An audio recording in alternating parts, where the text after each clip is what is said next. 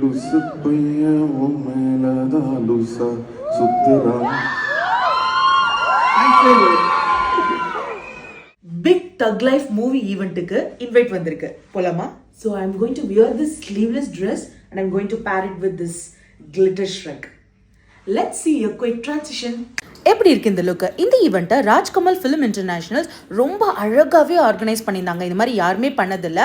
இன்ஃப்ளூயன்சஸ்லாம் நல்லா கௌரவிச்சு சின்ன சின்ன டாஸ்க் கொடுத்து கிஃப்ட்ஸ்லாம் கொடுத்து நல்லா என்கேஜ் பண்ணாங்க. அதுக்கப்புறம் ஃபர்ஸ்ட் செட் ஆஃப் க்ரூ வந்து அவங்களோட எக்ஸ்பீரியன்ஸை ஷேர் பண்ணியிருந்தாங்க. ஐஸ்வர்யா லக்ஷ்மி, அபிராமி மேம், அசோக் செல்வன்லாம் பார்த்ததுல எனக்கு ரொம்ப சந்தோஷம். நடிக்கும் போது எனக்கு நான் ஒரு டயலாக் பேசிட்டு அப்படியே நடந்து வந்துட்டே இருப்பேன்.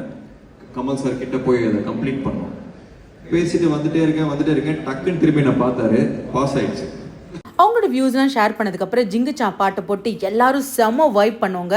அவங்க மட்டும் இல்லை, நாங்களுமே செம்ம வைப் பண்ணோம். எல்லா இன்ஃப்ளூயன்சர்ஸ் செலிப்ரிட்டிஸ்லாம் சேர்ந்து செம்ம மாசாக இருந்தது. இல்லை டிஜே பிளாக் வேறு இன்வால்வ் ஆயிருந்தனால அப்பா செம்ம அட்டகாசமாக இருந்தது. அப்போ தான் லஞ்ச் பிரேக் வந்து அனௌன்ஸ் பண்ணாங்க. அப்படியே போய் நல்ல ஒரு பஃபெட் லஞ்ச் சாப்பிட்டுட்டு நெக்ஸ்ட் வந்து பார்த்தீங்கன்னா டிஜே பிளாக்கோட நெக்ஸ்ட் செஷன் ஸ்டார்ட் ஆச்சு. அப்போ தான் வந்து Simbu sir, Kamal sir, Mani Ratnam sir, Trisha ma'am எல்லாருமே வரதா இருந்தது. ஒவ்வொருத்தராக வர வர அரங்கமே செம்மையாக அதிர்ச்சி.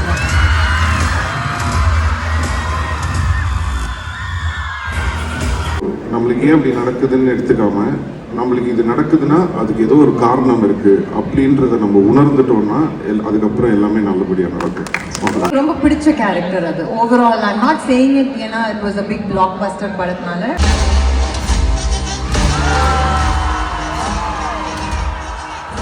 அதுக்கப்புறம் நம்ம உலகநாயகன் கமல் சார் உள்ள வந்தோடனே வைபே வேற மாதிரி இருந்துச்சு. நான் வந்து எங்க வேலையை முடிச்சிட்டோம். இப்போ உங்க முகத்தை பார்க்கணும் ஜூன் 5th அப்புறம். அதுதான் எனக்கு ஆர்வமா இருக்கு. தென் ஃபாலோட் பை என்னோட ஃபேவரட் மணிரத்னம் சார், ஏ ரகுமான் சார்லாம் அப்பா வேற மாதிரி வைப் கொடுத்தாங்க. யூஸ்வலாக எனக்கு 3 வெர்ஷன் வரும் ட்ரெய்லர். ஒரு ட்ரெய்லர் வரும், அப்புறம் இன்னொரு ட்ரெய்லர் வரும். இதில் ஒரே ட்ரெய்லர் 6. இவ்வளோ எல்லா லெஜண்ட்ஸோடையும் சேர்ந்து அந்த ட்ரெய்லர் லான்ச்சை பார்த்தது எனக்கு அவ்வளோ சந்தோஷம். ட்ரெய்லர் வேற மாதிரி தெரிக்க விட்டுருந்தாங்க. இதில் ஒரு சீனை எஸ்டிஆர் அப்படியே லைவாகவே ரீக்ரியேட் பண்ணாரு பாருங்க.